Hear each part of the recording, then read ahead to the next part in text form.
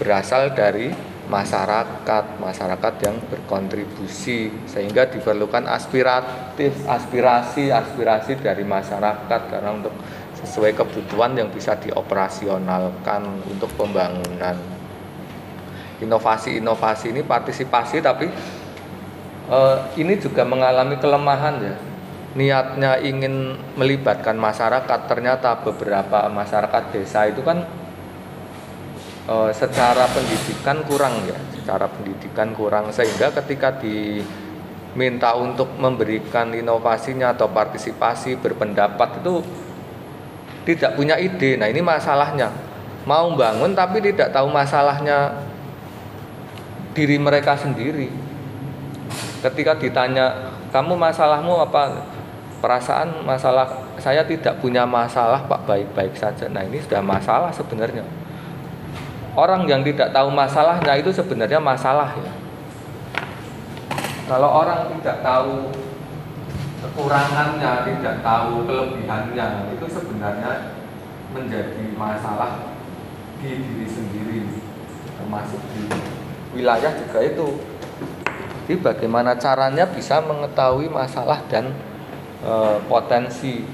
Kalau orang desa kan biasanya ditanya, apa masalahmu, apa yang kamu inginkan? Pun kula sak kersane Gusti mawon, pasrah gitu. Kula manut kalian kersane Gusti, maksudnya Tuhan ya, dalam memberikan. Nah, itu menjadi kendala sebenarnya. Kalau orang ingin maju kan sebenarnya harus punya target. Nah, kalau tidak punya target bagaimana mau maju? Masalahnya orang-orang di desa banyak yang tidak bertarget. Dengan hasil pertanian sekian misalnya itu sudah puas. Tingkat kepuasan itu justru menyebabkan, semakin orang puas itu justru menyebabkan sulit maju. Tapi kepuasan yang kurang, yang tidak pernah puas itu juga justru menjadikan orang serakah. Jadi harus seimbang ya, supaya maju harus merasa kurang, tapi juga jangan terlalu merasa kurang karena nanti bisa menyebabkan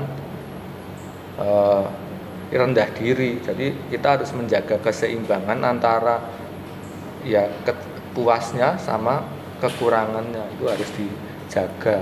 Karena berlebihan juga tidak bagus, kurang juga tidak bagus. Kalau merasa terlalu puas dengan hidupnya nanti tidak maju-maju. Nah, kalau sudah tahu ini partisipasi, misalnya dapat partisipasinya, ya harus dikoordinasikan terus diwadahi secara demokratis dan harus edukatif, harus mendidik melalui pengetahuan. Jadi perlu adanya sosok pemimpin yang bisa mengkoordinir dalam perencanaan perdesaan supaya berjalan dengan baik. Terus strateginya bagaimana? Strategi pembangunan desa. Intinya kan adalah memanfaatkan sumber daya alam. Nah, siapa yang memanfaatkan sumber daya alam? Yaitu sumber daya manusianya. Maka bagaimana strateginya?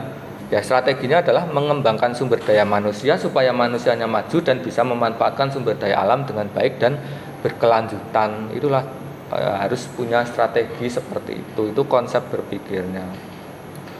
Bagaimana mengembangkan sumber daya manusia supaya manusianya punya keahlian, supaya punya pendidikan, supaya pintar, supaya bermartabat, beradab. Pintar tapi tidak beradab ya akhirnya jadi koruptor. Koruptor itu kan orang pintar. Kalau orang tidak pintar ya tidak tahu caranya korupsi, karena korupsi itu kan sama saja penipuan. Orang kalau bodoh kan ya tidak bisa nipu sebanyak itu.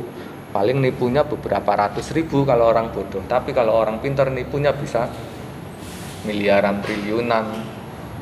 Orang pintar yang menyalahgunakan kepintarannya karena tidak punya adab, tidak punya nilai-nilai yang dipahami, nilai-nilai kejujuran, akhirnya jadi koruptor.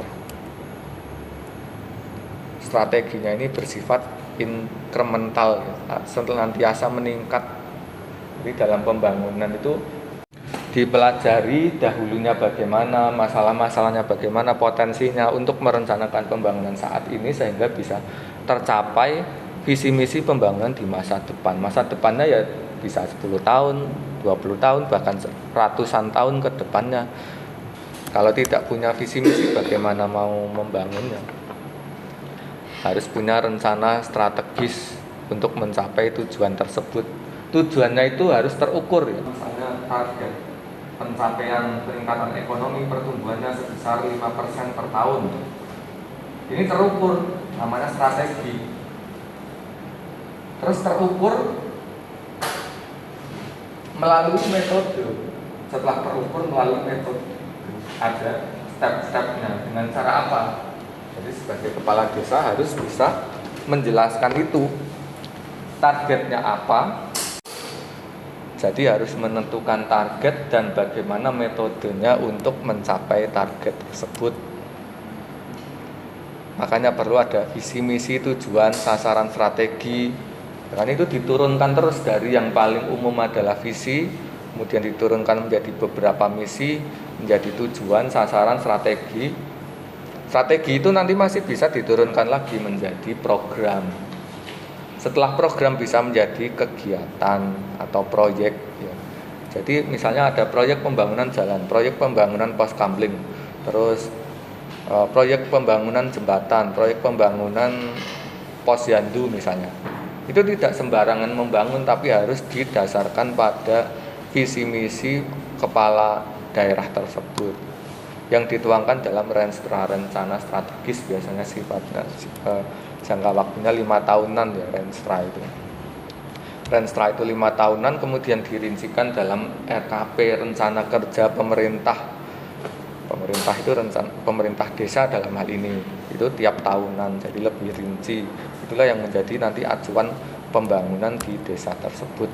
Seperti ini prosesnya, alirannya, visi misi, terus diidentifikasi, terus dianalisis kapasitas internal eksternalnya, misalnya mau kerjasama ya kerjasama dengan siapa, terus isu-isu strategisnya bagaimana, baru dirumuskan. Jadi tidak bisa langsung merumuskan langsung sampai sini, itu nggak bisa, harus dirunut dulu dari atas, dari visi misinya dulu. Jadi pembangunan desa itu prosesnya detail dan kompleks. Itu kalau pembangunan desanya berharap yang maju, tapi kalau sekedar berjalan apa adanya ya tidak serumit ini, tapi kan ya tujuannya nanti tidak tercapai dengan baik, maka semakin dipikirkan ya hasilnya harapannya semakin baik, sampai nanti dioperasionalkan masih dimonitoring evaluasi. Jadi itu siklus ya, siklus perencanaan, terus pembangunan, terus dimonitoring, dievaluasi, terus merencanakan lagi supaya untuk perbaikan. Terus bagaimana membuat visi misinya, membuat identifikasinya, ya ini harus ada kunci-kunci seperti ini ya, pertanyaan-pertanyaan.